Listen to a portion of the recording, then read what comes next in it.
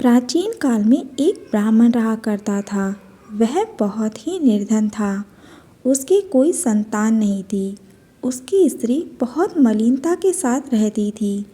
वह न तो स्नान करती और न ही किसी देवी देवता की पूजा करती। इस बात से ब्राह्मण बहुत ही दुखी रहता था। वे अपनी पत्नी को बहुत समझाते, लेकिन उस पर इन बातों का कोई असर न होता। कुछ दिनों बाद ब्राह्मण के यहाँ पुत्री पैदा हुई।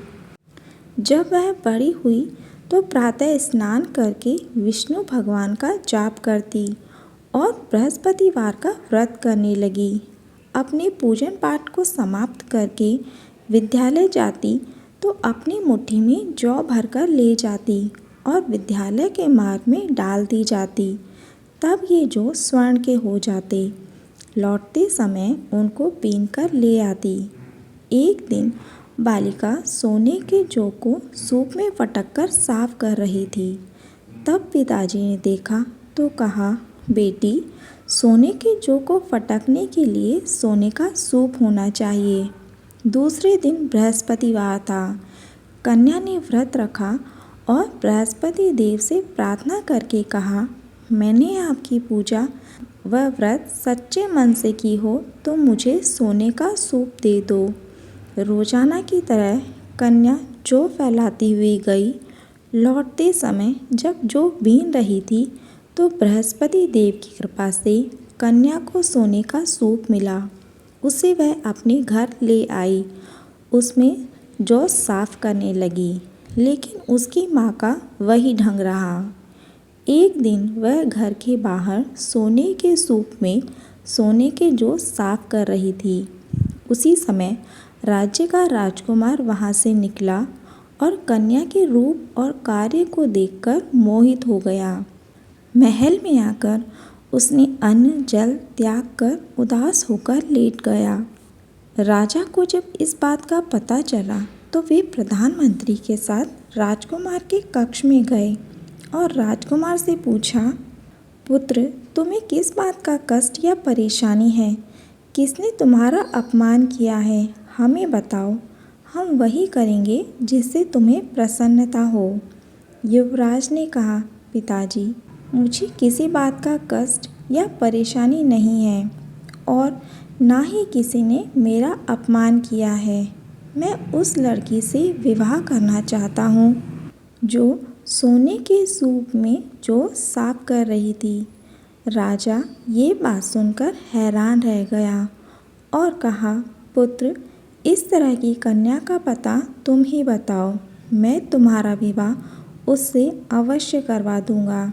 राजकुमार ने लड़की का पता मंत्री को बता दिया। मंत्री लड़की के घर गए और ब्राह्मण देव को सारी बात बताई। ब्राह्मण अपनी कन्या का विवाह राजकुमार के साथ करने को तैयार हो गए। कुछ दिनों बाद ब्राह्मण की कन्या का विवाह राजकुमार के साथ विधि विधान से हो गया। कन्या के घर से जाते ही ब्राह्मण के घर में गरीबी का वास हो गया। खाने को भोजन भी बड़ी मुश्किल से मिलता। एक दिन ब्राह्मण दुखी होकर अपनी कन्या से मिलने गए। कन्या ने घर का हाल जानना चाहा तो ब्राह्मण ने सारी परिस्थितियाँ बताई। कन्या ने अपने पिता को बहुत सा धन देकर विदा किया।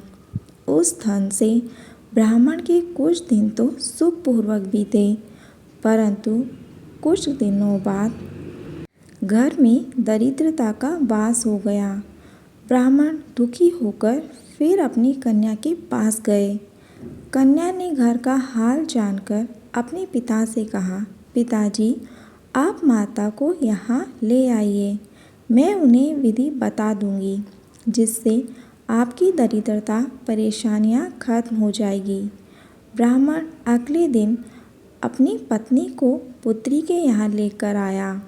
पुत्री ने अपनी माँ को समझाया, माँ, तुम प्रातः स्नान कर विष्णु भगवान की पूजा किया करो। इससे घर की दरिद्रता दूर हो जाएगी। लेकिन उसकी माँ ने अपनी पुत्री की एक बात न मानी और प्रातः उठकर अपनी पुत्री के बच्चों का झूठा भोजन खा लिया। यह देख पुत्री को बहुत गुस्सा आया। उसने अपनी माँ को एक कोठरी में बंद कर दिया। प्रातः कोठरी में से निकालकर स्नान आदि करा विष्णु भगवान की पूजा करवाई, जिससे उसकी माँ की बुद्धि ठीक हो गई।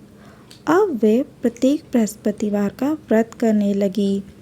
व्रत के प्रभाव से ब्राह्मण ब्राह्मणी धनवान और पुत्रवान हो गए तथा इस लोक के सुख भोग कर स्वर्ग को प्राप्त हुए।